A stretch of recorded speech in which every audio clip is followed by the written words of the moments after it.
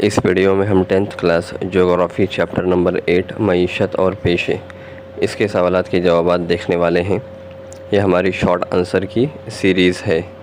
इसके अंदर आपको सारे आंसर्स शॉर्ट्स में देखने को मिलेंगे। अगर आपको लॉन्ग आंसर देखने हैं तो आप हमारे पुराने वीडियोस देखिए प्लेलिस्ट में जाकर। यहाँ पर आपके पास चैप्टर नंबर 8 है। इससे पहले हम ऑलरेडी सभी चैप्टर्स अपलोड कर चुके हैं।